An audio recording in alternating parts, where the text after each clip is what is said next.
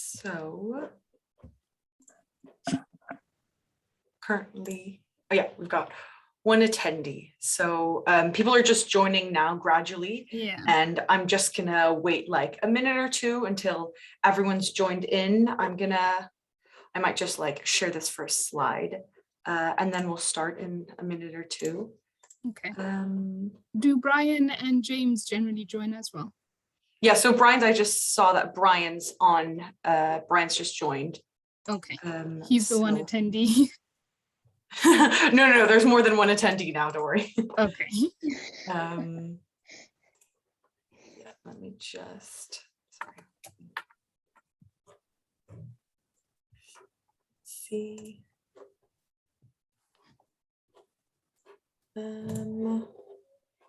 Just trying to share my slide.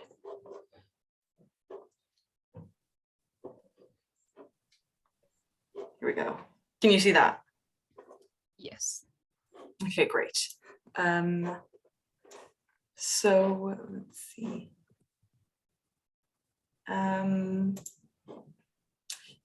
Yeah, so I think maybe I'll just start like introductions and presentations, and then people will join gradually. So yeah, good morning, good afternoon, good evening, everyone. So closed captions are currently on. They're being automatically generated. So if you'd like, you can press the sort of CC button at the bottom of your screen to access those. There's also a Q&A box. So if you have any questions for the speakers, please put them in there. And the second half of the webinar will be a discussion. So we'll answer the questions then. Also, if you can't see the slides for some reason, or if they're not like working correctly, we've had this issue before. If you just exit the webinar and then come back, normally that should solve it. If not, just like send a message in the chat. So yeah, so hi everyone, my name's Sarah Bourdin. I'm delighted to welcome you all to this third webinar in MeSH's webinar series, Strengthening Routine HIV Data, a Female Researcher's Perspective. So the aim of this series is to discover the perspective and work of brilliant women in the HIV fields. And these women will discuss their contributions to strengthening the understanding, collection, analysis, and use of routine HIV data towards the aim of accelerating and tracking HIV decline in sub-Saharan Africa. So it's organized by the MeSH Consortium, and the MeSH Consortium is part of the London School of Hygiene and Tropical Medicine. And the consortium aims to maximize the potential of data routinely collected through HIV surveillance and service delivery platforms, as well as provide timely information on key outcomes in relevant populations. So please make sure to follow us on Twitter and on the website as well for updates on the series. My colleague Tom will just put those in the chat box now. Yeah. So I think if both of you are ready, we can start. So it gives me great pleasure to have Malebogo, Tlhajoane, and Julie Ambia from the Alpha project here at the London School of Hygiene and Tropical Medicine. And they're going to be presenting this great third webinar. So without any further ado, I'm gonna just hand it over to you both. Thank you, Sarah. I just tried turning on my video just to say hi, but it says that the host has disabled video sharing. Oh, so I'll just continue without video then. I can change that. How strange. Let me see if I can change that, but go ahead and I'll just work on trying to change that. Okay. All right. Thank you, Sarah, and good afternoon, everyone. Good evening or good morning, depending on where you are. So the title of our talk today is Estimating HIV Incidence, Experiences from the Alpha Network. Next slide, please, Sarah. Next slide, yeah. So I'll start off by describing the network and the studies that collaborate within Alpha, as well as how we go about harmonizing data for analyses. I'll also talk briefly about how data from the Alpha Network has been used to track the HIV epidemic in sub-Saharan Africa. Then moving on to briefly describe the main methods for estimating HIV incidence, providing examples from Alpha of how these various methods have been applied in practice. My colleague Julie Ambia will then go on to discuss an ongoing study that is being conducted in Western Kenya, evaluating the use of cross-sectional biomarker assays to measure HIV incidence among women attending antenatal clinics in the region. Before we get started, though, I'd like to introduce myself. So as Sarah said, my name is Malebogo Tlhajoane. I'm from Botswana, but currently based in the UK at the London School of Hygiene and Tropical Medicine. I grew up in Botswana at the height of the HIV pandemic in the country, and really that's what spurred me on to pursue a career in epidemiology. At present, I work with the Alpha Network on various projects related to HIV in sub-Saharan Africa, some of which you'll hear about today. I also work with the RAMPS consortium, which is seeking to evaluate the utility of mobile phone surveys for mortality surveillance in low-income settings, which has been particularly pertinent during the COVID-19 pandemic. I'll now hand over to Julie to introduce herself. Hello, everybody. My name is Julie, and I'm working in Kisumu for the Siaya ANC study. Thank you, Lebby. Thanks, Julie. Next slide, please, Sarah. So ALPHA is an acronym that stands for Analyzing Longitudinal Population-Based HIV/AIDS Data on Africa. The network was established in 2005 as a collaboration amongst cohort studies within Eastern and Southern Africa. Currently, ALPHA is made up of 10 observational population-based cohorts, and the map depicted here shows the location of each of these studies, with the red shaded areas showing the districts where each of the studies are located. We have two studies based in South Africa, one in Agincourt and the other in Umkhanyakude. One study in Zimbabwe along the eastern border of the country in the Manicaland province. One study in the Karonga district of Malawi, as well as two studies in Tanzania, which we refer to as Ifakara and Kisesa. Two in Uganda, which are Rakai and Masaka, and two in Kenya located in Kisumu and Nairobi. Of the 10 studies within the network, not all have contributed data in some of the recent analyses we've conducted on HIV incidence. These are Agincourt and Nairobi, so although they're shaded in the map, they haven't been named, so that's why you only see 8 names presented here. Now, each of these studies collects data on HIV infection alongside demographic, behavioral, socioeconomic, and clinical data from residents of each of the study areas. The studies are independently funded. Next slide, please, Sarah. They're independently funded, and as a result, they have different data collection protocols, methods, and instruments. The figure on the left shows the survey rounds from each of the studies during which HIV data were collected. As you can see, there are differences in terms of the frequency of data collection, as well as the gaps between survey rounds in some instances.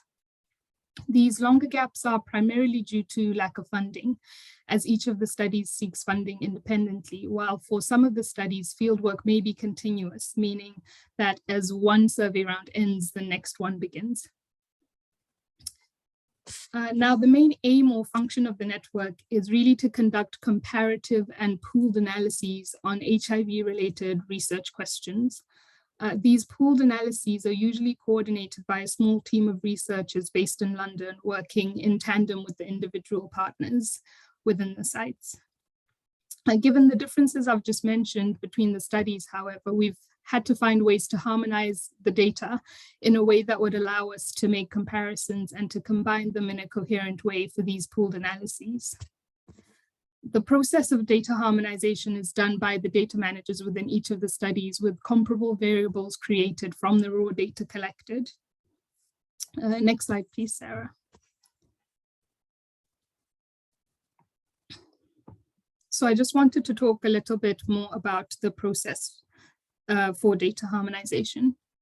So the data collected by each study not only includes data from the population-based sero and sexual behavior surveys, but also includes demographic surveillance data, data from verbal autopsies, and for a few of the sites, this also includes data from individual medical records. Because of these differing data sources, the process of harmonization usually begins by creating a series of data specifications, each with a specified set of variables and a description of how each variable should be constructed for commonality.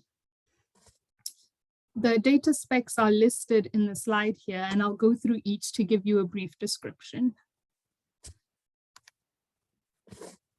Firstly, we look at residency episodes, which are used to assess. Okay, I should now be able to start my video. All right.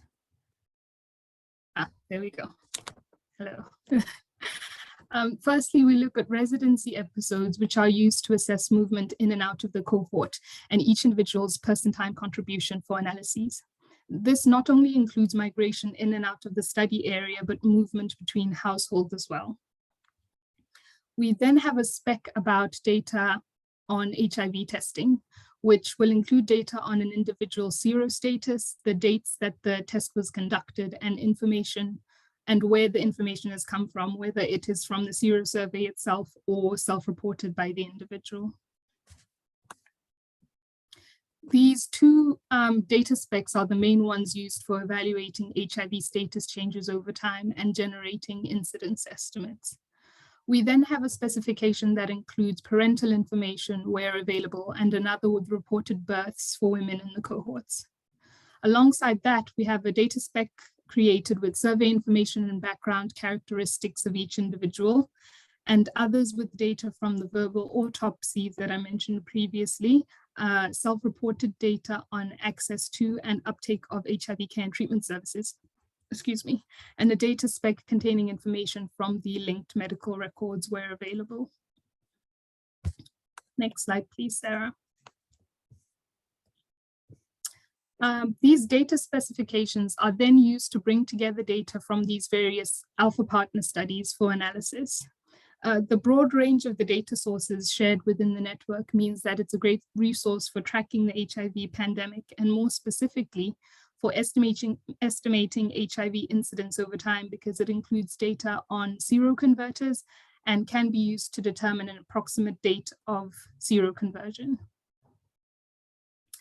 In addition, the studies contribute data on sexual risk behaviors, and recent analyses that we've conducted have looked at identifying risk factors for HIV acquisition and how this relates to the scale up in access of ART, differences in sexual risk behaviors amongst HIV positive and HIV negative individuals, and also how an individual's engagement in certain risk behaviors changes over their life course as they age and form long-term partnerships. These are some of the pooled analyses we've conducted, but I wanted to also give you an idea of some of the work done by the studies individually. On the left here, you see some of the publications that have come out, and these include, have included evaluations of HIV incidence over time amongst men in rural South Africa, changes in prevalence and incidence of HIV in Uganda, and a documentation of the HIV decline within the Manicaland cohort in Eastern Zimbabwe. Next slide, please, Sarah.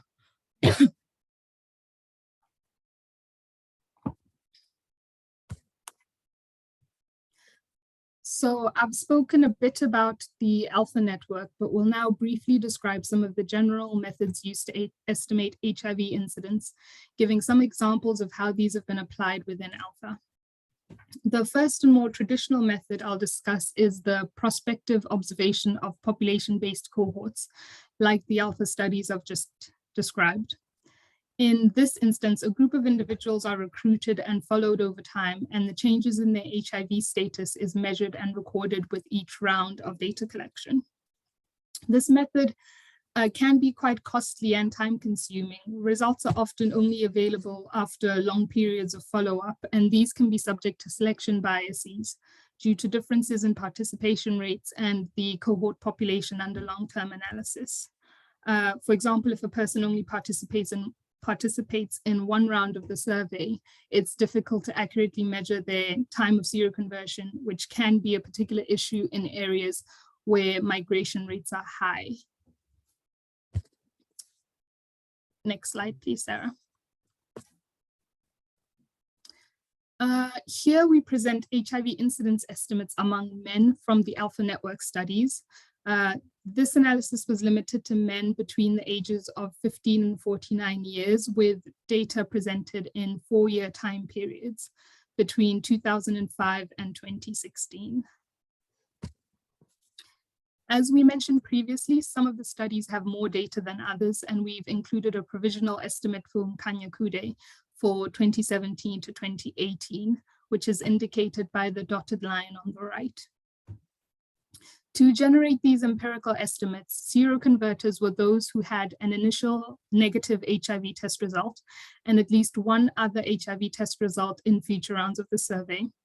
Approximate dates of seroconversion were imputed using the time interval between the date of the last negative HIV test and the first positive test. And this analysis excludes self-reported HIV results. From this, we see a decline in incidence among men within all of the studies, although occurring at different times. For Karonga, unfortunately, we didn't have data for subsequent rounds, which is why it appears to have remained the same over the 2 time periods under analysis. But we see more rapid declines in some of the other studies, such as Manicaland, for example.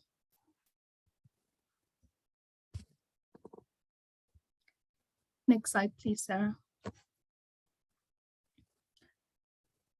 We see a declining incidence over time among women as well, although the confidence intervals here overlap in some cases. The decline, however, is less than that which we saw amongst men. Our main hypothesis here is that the declines in incidence over time amongst both men and women are due in large part to the scale up of HIV treatment, particularly as we've also seen a decline in the prevalence of untreated HIV infection amongst potential sex partners of both men and women. Other reasons as well could be changes in sexual risk behaviors and partnerships over time. I should also point out that this fall in incidence over time means that there are less and less seroconversions recorded within the cohorts, making it more difficult to track incidence as it continues to fall. Potentially larger study sizes may be needed in the longer term to detect changes using this method, particularly when looking at data from individual studies, which may not be the case in pooled analyses. Next slide, please, Sarah. Mathematical models are another method widely used for HIV incidence estimation.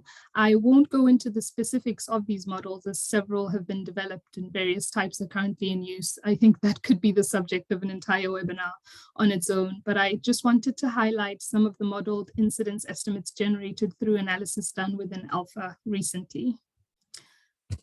A recent publication led by one of our colleagues, Catherine Risher, reported age-specific HIV incidence rates within the Alpha cohorts. Looking at trends in incidence by sex as well as age of infection. Here it's reported, she reports decreases in age-specific incidence of HIV within all age groups, and that about half of new infections amongst women occurred in those between the ages of 15 and 24. The timing and magnitude of the declines found was also different across the different Alpha studies included in the analysis. Next slide, please, Sarah. We've also included here modeled estimates of HIV incidence based on seroconversions, prevalent infections, and mortality amongst men and women between the ages of 15 and 54. We specifically present results from the 6 Alpha studies that had data available from the year 2000 onwards. And the vertical line you see here indicates the year that the national ART program started in each country. Over time, we see a decline in incidence for both men and women in all of the studies, although the decline in Umkhanyakude is later than the other studies. I should point out that there is quite a lot more migration in Umkhanyakude compared to the other sites. And in this instance, we see that the modeled estimates are higher than those from the cohort studies that I presented previously. Go back, please. Similarly, we see the fall in incidence occurring later in Rakai compared to the empirical estimates, while the other studies have remained quite similar. Declines for men began before the start of the ART program across pretty much all of the studies, although we do see a faster drop after the start of ART. Next slide, please, Sarah. Lastly, I'd like to talk about cross-sectional incidence assays, which will be the subject of the case study that Julie will present on shortly. So recently, quite a few lab-based assays have been developed to identify recent HIV infection through through the detection of specific biomarkers in the blood that evolve over the course of the infection. These assays generally rely on antibody maturation and binding strength, which changes over time from the time of infection. The assays generally, the particular test used in the case study that we'll discuss that was done in Kenya quantifies the limiting antigen avidity or LAG enzyme immunoassay. An optical density, well, in this test, an optical density is measured for each sample. This is referred to as the ODN, or the normalized optical density. An ODN under or equal to 1.5 is classified as a recent infection, while an ODN greater than 1.5 is considered long-term. The graph on the right shows the ODNs calculated amongst 58 ART naive individuals in a study that was conducted amongst women in Uganda. The years since seroconversion are shown on the x-axis, while the y-axis shows the ODNs. Here we see that the ODN increases as time passes following HIV infection, indicating why a lower measure is thought to indicate recent infection compared to higher values of the ODN. Results from this limiting antigen assay are used in conjunction with other tests such as the viral load and exposure to ART to create the recent infection testing algorithm, or RITA. Next slide, please, Sarah. The RITA is a sequential algorithm used to distinguish between recent and long-term infection, where a viral load threshold of 1,000 is used to determine recency when an individual has a lag result below 1.5. Secondly, exposure to ARVs is included to ensure that long-term infections aren't misclassified. This can be done through detection of ARV metabolites in the blood or evaluation of clinic records in some cases. In addition to the tests in the algorithm, in the Kenyan study, triplicate testing was performed on all samples with an ODN below 2, and serology testing is done to confirm HIV status on any individual with an ODN less than 0.4. Lastly, samples that are considered to be recent after viral load testing go through additional HIV subtyping to account for differences in the mean duration of recent infection, as this has been found to differ by HIV subtype. I should also mention that another parameter taken into consideration when using the recent infection testing algorithm is the false recency rate of the assay, which has also been found to differ by HIV subtype. I'll now hand over to Julie to discuss the Kenya study in more detail and present some of the results. Thank you for your attention. Thank you, Leiby. Okay, so we are going to look at the HIV incidence study that was conducted in Siaya County. Next slide, please. So the study was conducted by KEMRI, Kisumu. KEMRI, the study was in Siaya HDSS. Please go to the next slide. Okay, thank you. So the study was based in the Siaya HDSS. Our main objective was to just establish a data platform that was going to evaluate the use of the HIV incidence survey assay among the pregnant women who are coming into the public health facility. Our setting, as I've already stated, it was in Siaya HDSS. As you can see that the Siaya HDSS has 3 regions, but we were specifically based in GEM. One advantage about GEM is that KEMRI CDC usually conducts annual HIV sero surveys. Thus, we were able to measure the HIV incidence in the sero surveys. Again, about GEM is that GEM has 13 health facilities. That's where we were based, and our study was in 2 phases. In 2018, it was funded by MeSH, while in 2019 to 2020 was by Alpha Network. Next slide. What were our study procedures? We were to recruit all pregnant women who are coming into these 13 health facilities for antenatal care. We also collected whole blood for all the HIV positive women to establish whether they had a recent infection or not. Then we digitized their clinical records. The data we extracted included their demographic data, their medical history, and the obstetric history. We also did the real-time record linkage.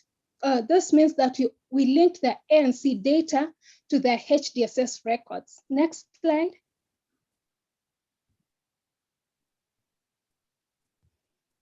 So the main reason we were so much interested in linking the ANC records to the HDSS records is that we wanted to really determine whether the women who are coming into the antenatal care, whether they were systematically different from women who are living within the HDSS. This is how we were to measure the selection bias in this population. Next slide, please. So looking at the results in the study, overall, we enrolled 7,000 women and they contributed 17,000 antenatal care clinic visits into the study. And the average visit for these women was 2 per pregnancy episode. And as we look into the HIV prevalence by calendar women of these women, we see that the HIV prevalence was declining.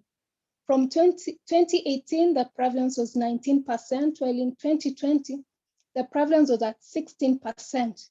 And the beauty is that 97% of these women are already taking antiretroviral therapy. Next slide, please. So the next couple of slides, I'm just going to look at the first one study that we were able to complete. This was conducted in 2018. So looking at the HIV incidence from the repeated sero survey, we found that 25 women seroconverted. How did we determine that? The 25 women, in these 25 women, their last HIV sero survey, they tested HIV negative. But when they reported into the antenatal clinic, in their records, it indicated they were HIV positive. So we calculated the HIV incidence using the midpoint between the last sero survey HIV negative test and the ANC HIV positive visit death. So we got the HIV incidence rate for these women was 1.3 per 1,000 person years. Next.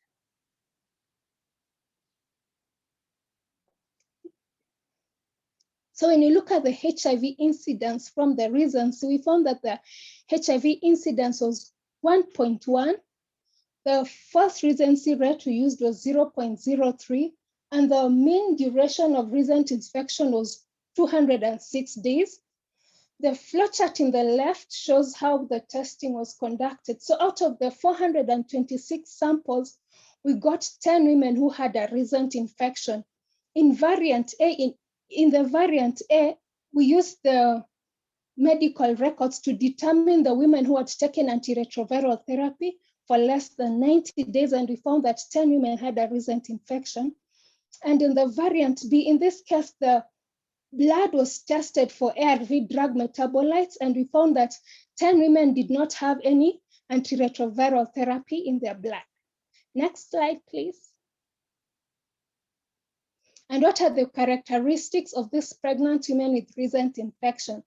Majority of them were less than 30 years old. They were married, and most of them were in the first trimester of pregnancy. Next slide, please. We also compared the lag recency test with the Asante. Asante is a point of care HIV recency testing that has been introduced recently. And as you can see, lag avidity was able to identify 10 women with recent infection, while the Asante only identified 4 women with recent infection. There was moderate agreement between the Assays. Next slide, please. So in conclusion, the HIV incidence in the cross-sectional lab assay is comparable with the serosurveys that was conducted by Cambridge CDC.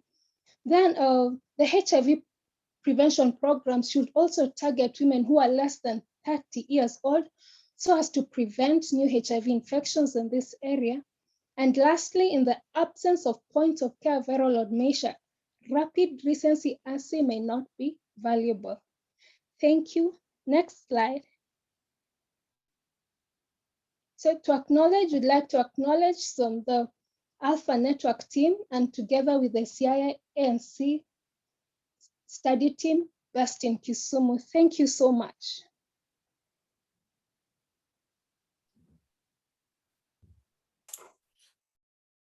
Hi, thank you so much. Yeah, I'm just gonna pick up this next slide, sorry. Yeah, thank you so much, Malebogo and Julie. It was such an interesting and like quite clear talk. It had like a great flow. I really appreciated as well, you know, your detailing of the methods used for like HIV incidence, and these applied to like to sort of case studies and what you had seen. You know, I really appreciated it. I thought it was quite clear. It was very good. Thank you so much. And thank you for sharing your experiences as well.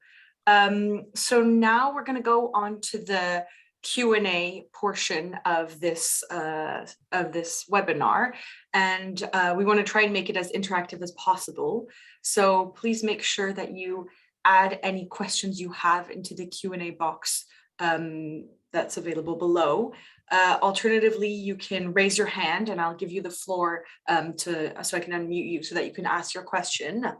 But I'm going to just stop sharing the slides now.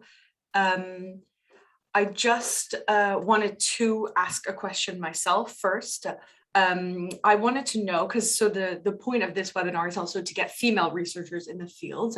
And so I wanted to know what your experiences were as women, as women researchers, but also as women researchers in this field, you know, if there were any challenges or, you know, what may have helped you in your research. Also, has being a female affected how you carried out your research, how you collected data, how you worked with others, how has it been for you to be a female researcher? So I'll just give you both the floor for that.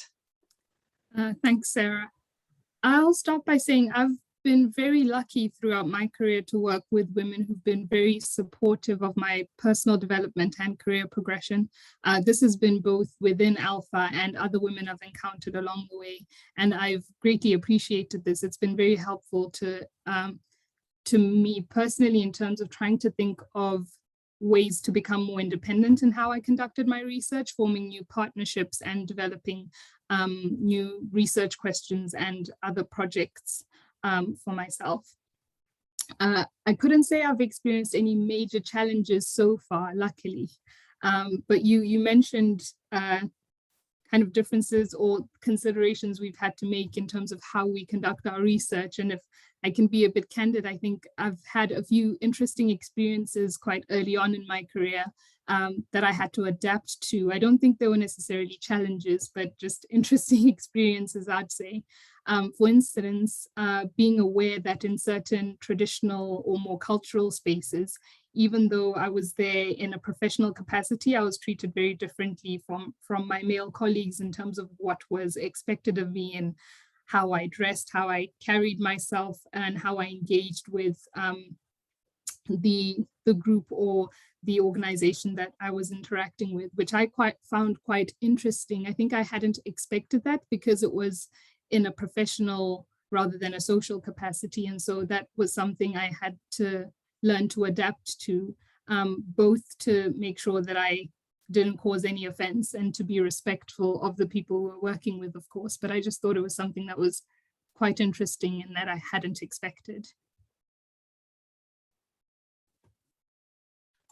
Yeah, thank you for that. I think it's true that as much as, you may want to you may not think of yourself as any different necessarily to other people when you come into different cultural contexts. There are different connotations, and even just not necessarily with gender, but just different ways of acting. And it's true that it must sometimes be a bit complicated trying to navigate those. Yeah. I think both gender and age are ones that I've noticed more acutely. Yeah, absolutely. That's very true. I don't know, Julie, if you wanted to add anything. Okay, for me, it's not necessarily a woman as such. Okay, I'll just say of the latest challenge I'm having right now is that other people do not believe the ANC study results, yet they don't have any evidence to show against the study. Right now the HIV field is changing in Western Kenya. So they were so surprised to see the decline. Also, the number of recent infection. We expected at least to have over 50 women with recent infection. But so far, I'm reporting I have 10 women. So people are saying, no, you're not telling us the truth yet. That's what's really happening down in the field. Thank you. Yeah, no, that's quite interesting as well, that it would affect credibility. Yeah, thank you for sharing that. I think so. We've got a few questions. I'm gonna start off with the first one. So Brian Rice is asking. So Brian from the MeSH Consortium is asking. Saying, you presented well incidence declines as estimated from longitudinal data in men and women, and suggested these declines were in part due to treatment. But why steeper declines in men than women? Also, do you know how the 2017-2018 extrapolated estimates for Nkanyekude. Yeah, sorry about that. Nkanyekude were calculated? I think with the estimates from Nkanyekude, they're likely to change as subsequent data are added in. So that's why we labeled them as preliminary results within the graph. The first part of his question was why we're seeing a difference, more of a difference in men than in women. We were looking at risk factors for HIV infection, and some of the interesting things that we found was that circumcision was quite important for young men outside of the trial settings, and marriage also appeared to be a protective factor for young men, although new and multiple partnerships remain risky. I think also from the modeled analyses that I mentioned earlier, we found that amongst women, most of the new infections were in younger age groups. So I think with younger men, we're seeing other factors that are leading to this decline, which may be what explains the steeper fall. I don't know if I've fully answered Brian's question there.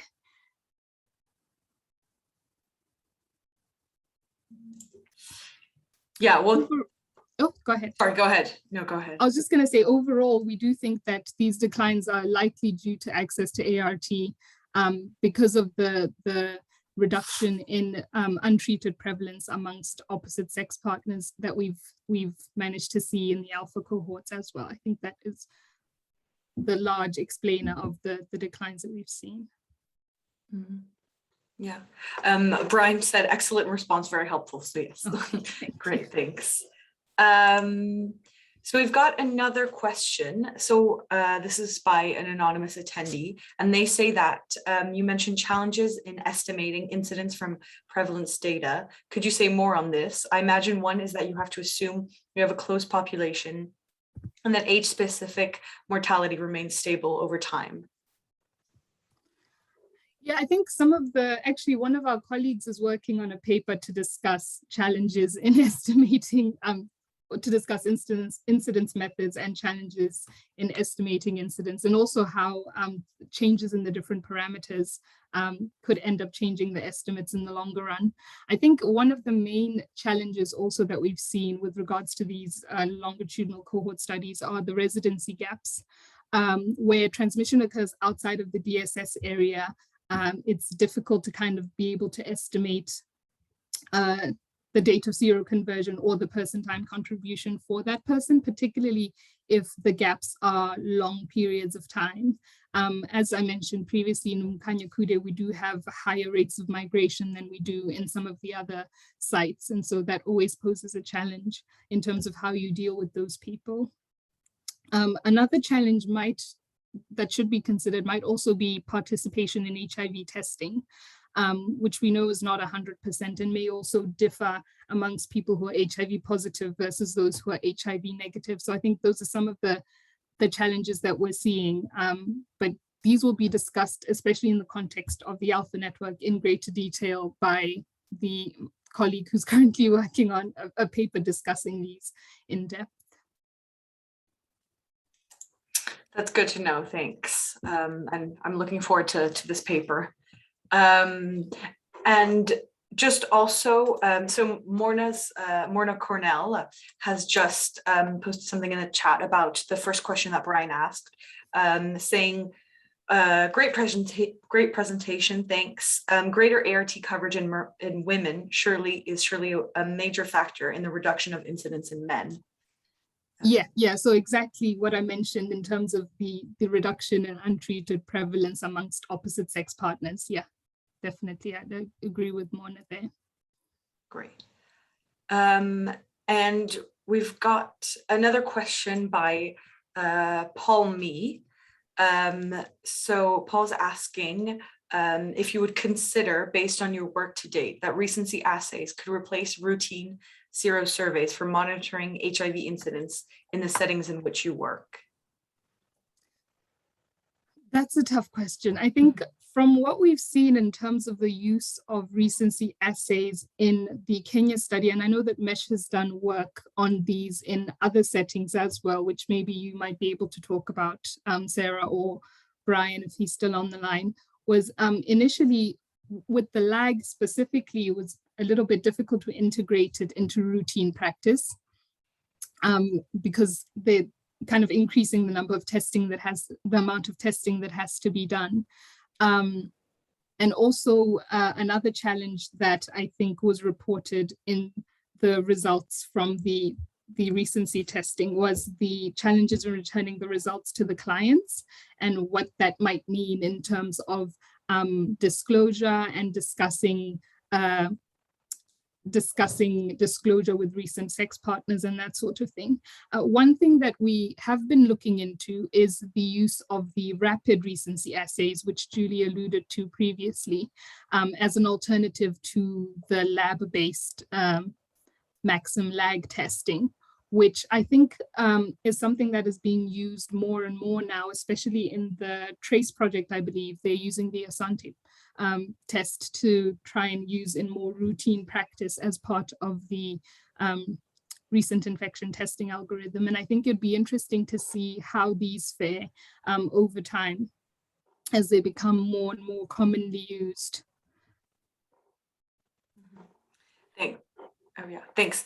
And I think I mean, I have a question actually for you kind of on that as well, is something that we're looking at within the MeSH consortium and within the recency work that we're doing is that, you know, recency assays definitely have, definitely can be valuable at a regional and national level for surveillance, but absolutely like at an individual level,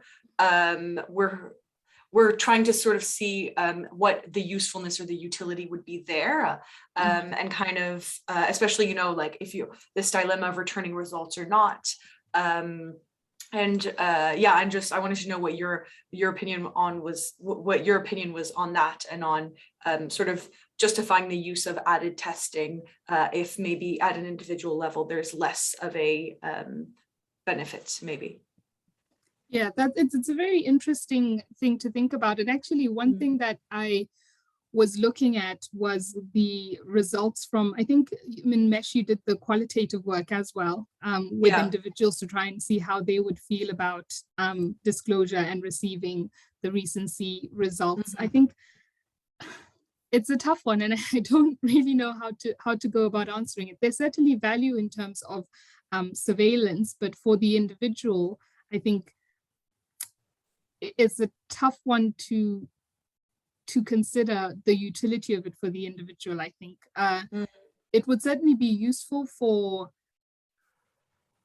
discussing somebody's HIV result with recent sexual partners, for example, and encouraging uptake of HIV testing amongst them, but there are also considerations with regards to possible stigma and whether it's something that would distract from somebody's need to start taking up ART in terms of then starting to think about, well, what would have happened at the time that I acquired this infection and who do I need to go back and talk to about it. So I think it's a tough one, and I'd be interested in seeing more results from qualitative analyses about how people would feel regarding receiving recency results, and if they think that it would be useful for maybe for initiating them onto ART or for their partnerships or some other criteria. Mm-hmm. Yeah, I mean, definitely. We're currently still working on like additional qualitative section bits to this to basically like qualitative analysis of our recency assays and returning results, and hopefully we'll have something out end of this year, beginning of next year. So yeah, but that's something that we're also quite interested in looking at, is like how on a qualitative and personal level how does it affect people? Yeah. One other thing that I've been quite interested in, so I've done some work in Zimbabwe previously before I joined the Alpha Network, and we were looking at timing of ART initiation amongst people who've been recently diagnosed. And we found that with the transition to treat all, there was a lot more rapid initiation. So some people were initiated as soon as the same day as the date of their diagnosis, but in return, we found increased incidence of attrition, and so higher rates of loss to follow-up amongst those individuals. And so I think issues around ART initiation and diagnoses are quite interesting to consider. And if you kind of add the recency element to it, it'd be interesting to know how that might change the dynamic for someone undergoing maybe HTC counseling after their test, or being counseled for initiating ART as well. Yeah, absolutely. That'd be quite interesting. Yeah, and I think so. We've got one last question. So this one's from Brian again, and he's saying, across the 3 years of the recency testing in Western Kenya, you interestingly showed prevalence dropped. Do you have any thoughts as why prevalence would decline? Increasingly a younger and or less at-risk population engaging with the study, perhaps? This is something that actually we've been trying to figure out ourselves. I think Julie's working on a paper, aren't you, Julie, looking at changes in prevalence over that time period. What we've seen is that coverage of coverage of ANC in this population is quite high. And so we've also been comparing prevalence in the DSS population to the ANC population to try and kind of unpack these declines and how they compare compared to each other. And that's something that we're trying to find an explanation to ourselves. I don't know if you want to say something about that, Julie, because that's something you've been working on. Thank you, Lebi. Okay, so I can see Brian saying increasingly younger. It's not necessary. So far in the ANC, we've noticed that the older HIV women are now engaging into the care. We assume that now they're trying to catch up with the older HIV women in getting children, because right now they're taking antiretroviral therapy. So that's one reason. We still do not know, we still don't have an idea why prevalence just dropped within the 3 years we were working in Siaya. And it's not necessary, the population that comes into the health facilities, all women within the HDSS. It's not like we'll have younger women not attending or older. No, it's just everybody comes to the health facility. So the issue of selection bias does not hold. Lebi, do you want to add anything? I think that's sufficient. Unless Brian would like to follow up. Yeah.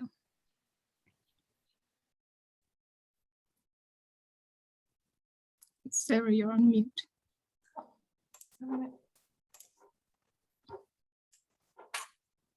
Gosh. Can you hear me now? Yes. Okay, for some reason I couldn't unmute myself. Great. Does anyone else, I don't know if anyone else has any questions. I think we'd have time for one more question maybe. Oh, I think Tom is wanting to turn on his camera and ask a question. Sure. Yeah, I just had one quick one, which leads on from something you mentioned at the end of your talk, Malebogo, which was about false recency rates varying by HIV subtype, and was wondering what impact you thought that might have on results and how it can be incorporated into study design algorithms. So what we've done is include genotyping into our, I don't want to say into our algorithm, but for all the women who are found to be recent, we include genotyping as well. I think what's been found in other analyses was that they may lead to, in terms of the accuracy of the estimates that you use for the MDRI or the false recency rate, they may underestimate incidence. And so we've done subtyping. I think the main differences were seen in subtypes A and D, if I remember correctly. And so what we found amongst the women that were found to be recent in the study was that 8 of the 11 women had subtype A, and I think 2 had subtype D.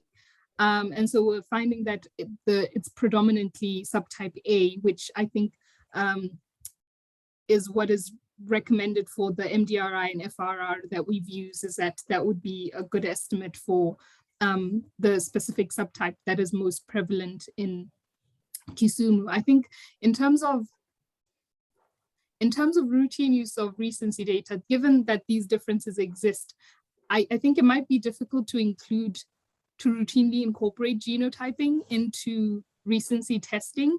And so that might be where it becomes difficult, given the differences in these rates by the subtypes, and that different subtypes might be more prevalent in different areas or different countries. So I think that might, I'm not too sure actually. It'd be interesting to know what you guys think from the MeSH perspective, but I think that might be quite difficult to incorporate into routine use of recency tests if it becomes such a big issue. It's great. Thanks. Thanks for covering that. And a really great talk. Thanks.